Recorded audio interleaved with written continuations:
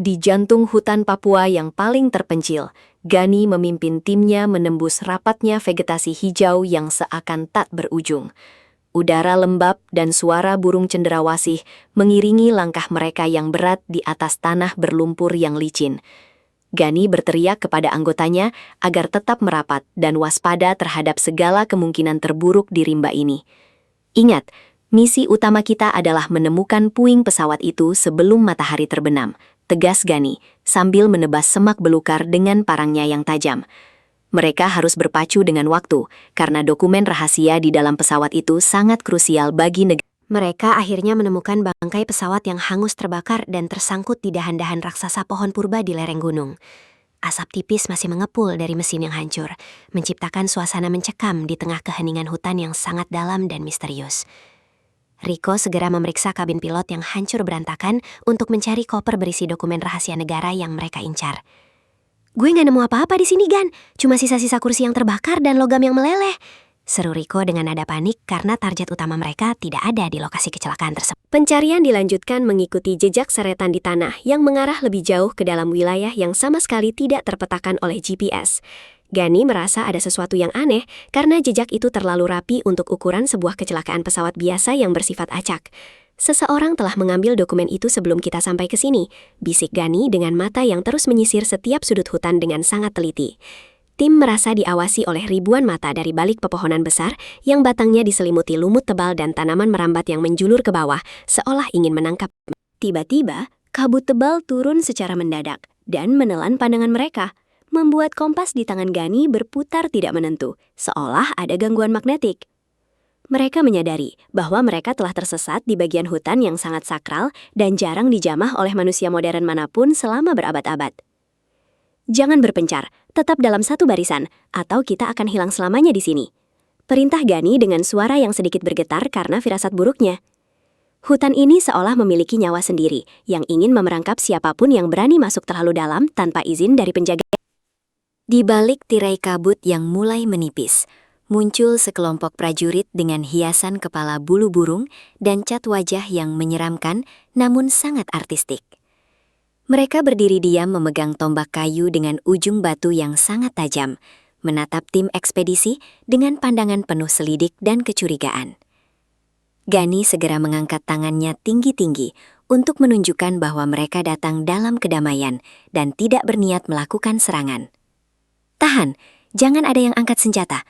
Mereka cuma mau melindungi wilayah mereka," seru Gani menenangkan anggota timnya yang sudah mulai ketakutan melihat sosok para penjaga hutan. Tim dibawa masuk ke sebuah desa tersembunyi yang terletak di bawah lembah hijau dengan air terjun raksasa yang sangat memukau mata. Di sana, mereka terkejut melihat bongkahan emas murni berserakan di tanah layaknya batu kali biasa, tanpa ada yang berusaha mencurinya sedikit pun. Rumah-rumah tradisional yang terbuat dari jerami dan kayu tertata rapi menunjukkan sebuah peradaban yang mandiri dan sangat tenang tanpa teknologi. Rico menelan ludah dengan keras saat matanya tertuju pada sebuah patung emas raksasa yang bersinar terang di tengah lapangan desa tersebut dengan kemilau yang mengganggu. Kepala suku yang terlihat sangat bijaksana mendekati Gani dan berbicara dengan bahasa isyarat yang perlahan-lahan mulai bisa dimengerti oleh tim. Melalui penerjemahan gerakan tangan, sang pemimpin menjelaskan bahwa benda kuning yang mengkilap itu adalah sesuatu yang berbahaya bagi jiwa manusia. Batu kuning itu adalah air mata bumi yang membeku. Siapapun yang mengambilnya akan membawa sial bagi sukunya sendiri, jelas sang kepala suku dengan nada serius. Gani mengangguk paham dan menghormati tradisi tersebut.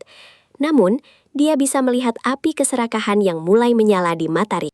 Malam harinya, saat seluruh penduduk desa tertidur dalam kedamaian, Rico merayap pelan keluar dari gubuk tempat mereka beristirahat menuju pusat desa. Dia membawa tas kosong dengan niat untuk memenuhi kantongnya dengan emas-emas yang menurutnya akan mengubah nasib hidupnya selamanya di dunia luar. Gani yang menyadari ketidakhadiran Rico segera terbangun dan mengejarnya dengan langkah 1000 sebelum bencana benar-benar terjadi pada tim mereka semua. "Rico, berhenti sekarang juga sebelum kau menghancurkan kita semua," teriak Gani dengan bisikan yang sangat penuh penekanan dan kemarahan di tengah kegelapan malam. Riko sudah berhasil menggenggam sebuah bongkahan emas sebesar kepala manusia yang berkilau di bawah cahaya bulan yang pucat dan dingin. Dia menoleh ke arah Gani dengan tatapan mata yang sudah dikuasai oleh ambisi buta dan rasa egois yang sangat mendalam. Tapi lihat itu Gan, itu emas murni sebesar kepala manusia. Kita bisa kaya 7 turunan kalau bawa satu saja. Seru Riko sambil memeluk erat logam mulia tersebut. Dia merasa bahwa Gani terlalu naif karena membiarkan kekayaan sebesar itu terbengkalai begitu saja di tengah hutan belantara yang jauh dari peradaban kota. Gani melangkah maju untuk merebut emas itu. Namun tiba-tiba lonceng peringatan desa berbunyi dengan sangat nyaring, memecah kesunyian malam yang sunyi. Para pejuang suku muncul dari kegelapan dengan tombak terhunus, mengepung Riko yang masih keras kepala memegang emas yang dianggap terkutuk itu. Dengerin gue kok, kita kesini buat cari dokumen pesawat, bukan buat ngerampok suku asli. Kalau lo sentuh emas itu, kita semua nggak bakal keluar hidup-hidup, tegas Gani. Suasana menjadi sangat panas dan tegang karena senjata tajam sudah mulai mengarah ke arah mereka berdua dengan sangat mengancam. Riko membentak Gani dengan penuh emosi karena merasa jalannya menuju kekayaan dihalangi oleh pemimpin timnya sendiri yang dianggap terlalu kaku. Halah, itu cuma tahayul mereka biar kita nggak ambil kekayaan alam kita sendiri. Minggir Logan. Teriak Riko sambil mencoba menerobos barisan penjaga desa yang kuat. Gani tidak punya pilihan lain selain berdiri di depan Riko dan menghalangi langkahnya dengan sangat tegas, tanpa ada keraguan sedikitpun. Gue nggak akan biarkan lo ngerusak kedamaian tempat ini. Taruh emas itu sekarang, atau gue yang bakal ikat lo. Ancam Gani dengan serius. Tiba-tiba, suara tembakan senjata otomatis menggema dari arah hutan, menandakan kedatangan kelompok tentara bayaran yang sudah lama mengincar lokasi emas ini secara ilegal. Para tentara itu bergerak dengan taktis dan kejam, menembakkan peluru ke udara untuk menakuti penduduk desa yang hanya bersenjata tradisional. Gani menyadari bahwa situasi telah berubah dari perselisihan internal menjadi pertempuran untuk bertahan hidup melawan musuh yang memiliki teknologi perang. Cepat lari, musuh yang sebenarnya sudah datang. Kita harus melindungi desa ini sekarang juga, perintah Gani sambil menarik Riko agar segera melepaskan emas yang dipegangnya. Pertempuran pecah di tengah desa saat para tentara bayaran mulai menembaki gubuk-gubuk jerami untuk menciptakan kekacauan total bagi penduduk asli.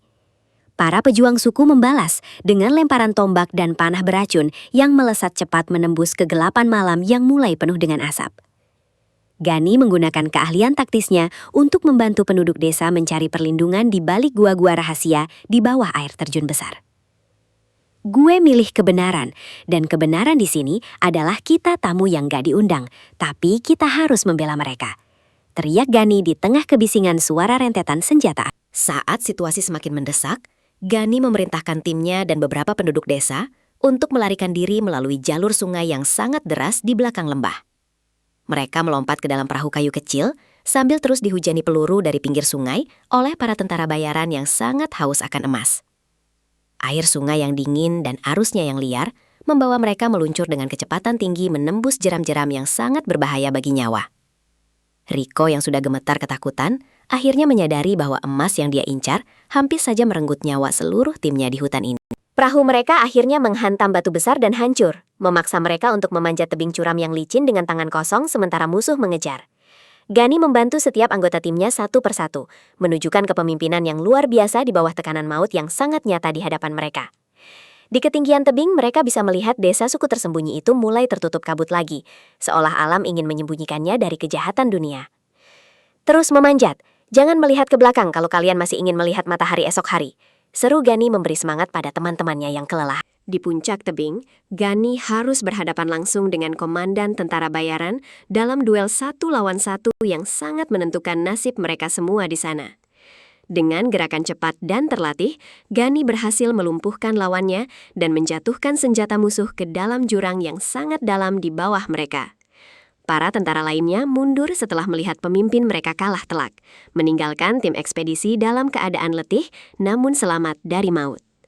Gani berdiri terengah-engah sambil menatap cakrawala Papua yang mulai memerah karena sinar matahari pagi yang baru saja terbit dengan sangat indah. Akhirnya, Gani berhasil membawa timnya keluar dari hutan rimba Papua dengan selamat, meskipun mereka tidak membawa pulang emas atau dokumen yang mereka cari.